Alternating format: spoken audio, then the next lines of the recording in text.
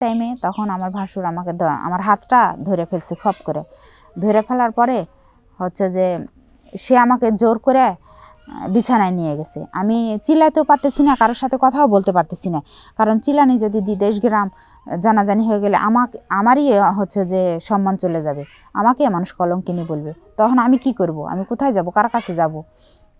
বিয়ের পরে স্বামীর বাড়ি কিন্তু সব কিছু। আমি যদি স্বামীর বাড়ি ছাড়া দিই তখন আমাকে তো আর কেউ আশ্রয় দিবে না। এই ভয় আমি কিছুই বলতেছি না। আমি বলতেছি, ছাড়েন ভাই, ছাড়েন, আপনি আমার ভাসুর হন, ছাড়া দেন, আপনি দুটো পা ধরি, ছাড়া দেন, আমাকে এভাবে জোর করেন না, আমার গায়ে হাত দিয়ে না, আমার এই জায়গায় হাত দিয়ে না, এই জায়গা ধরেন না। আমি বারবার এরকম করে চিল্লাচিল্লি করতেছি, জোরাজোরি করতেছি, তারপরেও সে আমার কথা কোনো কথাই শোনে না। সে আমাকে জোর করে বিছানায় ফেলে দিয়ে সে আমার সতীত্ব নিয়ে, বুঝতে তো পারতেছেন আমি কি বলতেছি, সে আমার কাছে থাকলো। থাকার পরে আমাকে ঘর থেকে বের করে দিল, বলল যে যাও। আমি শুধু একটাই কথা বললাম যে আপনি আমার ভাসুর হন, ভাসুরে আপনি ছোট ভাইয়ের বউর কাছে এভাবে থাকলেন, এটা কি আপনি ঠিক করলেন? আর এই কথা আমি কার কাছে বলবো? আমি কিভাবে বলবো যে এত বড় একটা কলঙ্ক আপনি আমার জীবনে দিলেন? বলে, এটা কলঙ্ক না, কিছুই না, কারণ আমি তোমাকে অনেক দিন থেকে ফলো করতেছি। তোমার ওপর আমার যে খায়েশ, যেই মানে জ্বালাটা, সেটা আমি আজকে মেটাইছি। আমি জানি যে তোমার অনেক কষ্ট হয়েছে, কিন্তু এতে করার কিছুই নাই, কারণ আমার যে মনের জ্বালা আমি সেটা মেটাইছি। তারপরে আমি ঘর থেকে কাঁদতে কাঁদতে বের হয়ে চলে আসলাম, আমার রুমে আসলাম। আমি কাকে এই ধরনের কথা বলবো? বলার মতন তো ভাষা নাই, কারণ কেউ বিশ্বাস করবে না তো এই কথাগুলো বললে পারে। সবাই ভালো আছেন? আমি আপনাদের দোয়ায় ভালো আছি। আমার কিছু লাইভে আপনাদের সাথে কথাগুলো শেয়ার করতে আসলাম, কারণ আমার জীবনে একটা অনেক দুর্ঘটনা ঘটে গেছে। সেটা আমার জন্যই হোক আর আমার কপালের দোষ হোক, যেটাই হোক হয়েছে, কিন্তু এই কথাগুলো আপনাদের সামনে আমি শেয়ার করতে চাই, আমার মনটা হালকা করতে চাই। তো আমি একজন মধ্যবিত্ত ঘরের মেয়ে, আমার স্বামী আছে, আমি বিয়ে করেছি, সংসার করতেছি। আমার স্বামী আমাকে রেখে ঢাকায় কাজ করে, আমি দেশের বাড়িতে থাকি। শাশুড়ি থাকে, ভাসুর থাকে, যা থাকে, দেওর থাকে, যৌথ ফ্যামিলির সংসারে আমরা থাকি। তো আমি একা থাকি, খুব কষ্টে থাকি, কারণ একা থাকা যে কত কষ্ট সেটা তো আপনারা ভালো করেই জানেন। তাই আমি আমার কষ্টের কথাগুলো বলি যে হ্যাঁ, রান্না বান্না করি, সংসারে যাবতীয় যত কাজ কাম সবই করি, কিন্তু রাত্রে শুতে গেলে ঘুমে ধরে না, কারণ স্বামী পাশে নাই, ঘুমাবো কিভাবে? একা একা তার ঘুম ধরে না। কোল বালিশটা নিয়ে বুকে করে ঘুমাই, তাও ঘুম ধরে না, এত কষ্টে দিন কাটে। মেয়ে মানুষ আসলে কষ্ট করার জন্যই দুনিয়াতে আসছে, এটাই মনে হয় আমার কাছে।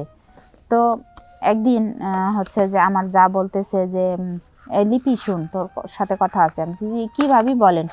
বলছে যে চল আমরা একদিন বেড়াতে যাবো। তাই বলতেছে। আমি যে কোথায় বেড়াতে যাবা? যে তোর ভাসুর একদিন আমাদেরকে বেড়াতে নিয়ে যাবে। আমি যে চলেন, যেহেতু আমার হাজব্যান্ড থাকে না, একদিনে ঘুরে মানে কোথাও বেড়ায় আসলে মনটা অনেক ভালো লাগবে, তো চলেন। পরে একদিন বেড়াতে গেছি পরে আমার ভাসুরের বউ, আমার যা, অনেক সুন্দর দেখতে। তারপরেও কেমন জানি আমার ভাসুর আমার দিকে কেমন নজরে যে তাকায়, আমার কেমন অনেক খারাপ লাগে, আমি বুঝতে পারি না। তারপরেও আমি কাউকে বলতে পারি না, কারণ সে আমার ভাসুর হয়। সে আমার কীভাবে তাকালো না তাকালোটা যদি আমি বলি কাউকে, কেউ কি বিশ্বাস করবে না। তো সে এরকম করে দিন যাইতে থাকে। আমার স্বামী 6 মাস পর আসে, 5 মাস পর আসে। আমি বলি, আমাকে তুমি আমার কাছে নিয়ে যাও, আমি একা একা থাকতে পারি না, আমার অনেক কষ্ট হয়। তারপরেও সে শুনে না। তুমি থাকো, হচ্ছে আমার মাটা অসুস্থ, দেখাশোনা করার জন্যে তোমাকে হচ্ছে যে রাখা, তো তুমি থাকো, আমি তো তোমার কাছে মাসে মাসে না আসতে পারলে 2 মাস 3 মাস পর পরই আসি তো, তাই বলে। তো আচ্ছা ঠিক আছে, সমস্যা নাই। এভাবে দিন কাটতে থাকে। হঠাৎ একদিন আমার ভাসুর আমাকে বলে যে লিপি, তুমি কেমন আছো? তোমার দিনকাল কেমন কাটতেছে? তা আমি যে আমার ভাসুর এই ধরনের কথা বলে, দিনকাল কেমন, তাদের বাড়িতে তো থাকি, দিনকাল কেমন কাটে না কাটে সে তো ভালোই বুঝে। সে আমাকে এ ধরনের কথা বা জিজ্ঞাসা করে, আমার অনেক খারাপ লাগে শুনতে। তারপর আমি কিছু বলি না, খুব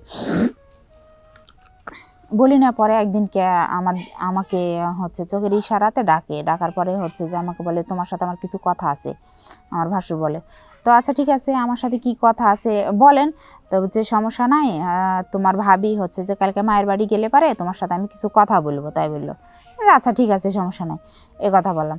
পরে হচ্ছে যে আমি আমার যা মায়ের বেড়াতে গেছে, পরে রাত্রেবেলা খাবার দিতে গেছি এশারের টাইমে, তখন আমার ভাসুর আমাকে আমার হাতটা ধরে ফেলছে, খপ করে ধরে ফেলার পরে হচ্ছে যে সে আমাকে জোর করে বিছানায় নিয়ে গেছে। আমি চিল্লাইতেও পারতেছি না, কারোর সাথে কথাও বলতে পারতেছি না, কারণ চিল্লানি যদি দেশ গ্রাম জানাজানি হয়ে গেলে আমারই হচ্ছে যে সম্মান চলে যাবে, আমাকে মানুষ কলঙ্কিনী বলবে। তখন আমি কি করব? আমি কোথায় যাব? কার কাছে যাব? বিয়ের পরে স্বামীর বাড়ি কিন্তু সব কিছু। আমি যদি স্বামীর বাড়ি ছাড়া দিই তখন আমাকে তো আর কেউ আশ্রয় দিবে না। এই ভয় আমি কিছুই বলতেছি না। আমি বলতেছি ছাড়েন ভাই, ছাড়েন, আপনি আমার ভাসুর হন, ছাড়া দেন, আপনি দুটো পা ধরি, ছাড়া দেন, আমাকে এভাবে জোর করেন না, আমার গায়ে হাত দিয়ে না, আমার এই জায়গায় হাত দিয়ে না, এই জায়গা ধরেন না। আমি বারবার এরকম করে চিল্লাচিল্লি করতেছি, জোরাজোরি করতেছি, তারপরেও সে আমার কোনো কথাই শোনে না। সে আমাকে জোর করে বিছানায় ফেলে দিয়ে সে আমার সতীত্ব নিয়ে, বুঝতে তো পারতেছেন আমি কি বলতেছি, সে আমার কাছে থাকার পরে আমাকে ঘর থেকে বের করে দিল, বললো যে যাও। আমি শুধু একটাই কথা বললাম যে আপনি আমার ভাসুর হন, ভাসুরে আপনি ছোটো ভাইয়ের বউর কাছে এভাবে থাকলেন, এটা কি আপনি ঠিক করলেন? আর এই কথা আমি কার কাছে বলবো? আমি কিভাবে বলবো যে এত বড় একটা কলঙ্ক আপনি আমার জীবনে দিলেন? বলে এটা কলঙ্ক না, কিছুই না, কারণ আমি তোমাকে অনেক দিন থেকে ফলো করতেছি, তোমার ওপর আমার যে খায়েশ, যেই মানে জ্বালাটা, সেটা আমি আজকে মেটাইছি।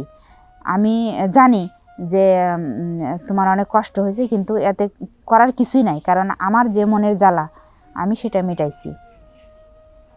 তারপরে আমি ঘর থেকে কাঁদতে কাঁদতে বের হয়ে চলে আসলাম, আমার রুমে আসলাম। আমি কাকে এই ধরনের কথা বলবো?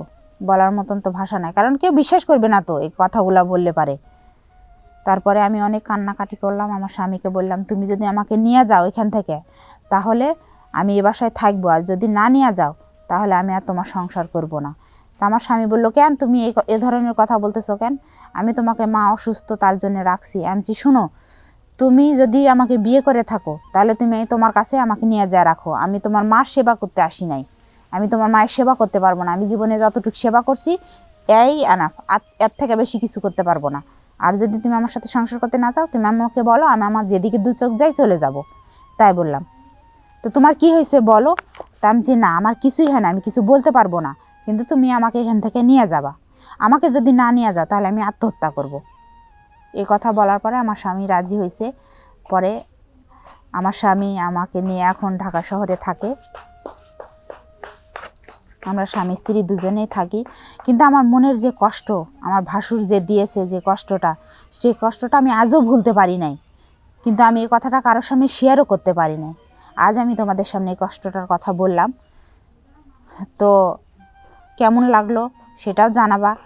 আমি এখন আমার একটা বাচ্চা হয়েছে, স্বামী সংসার নিয়ে ভালোই আছি।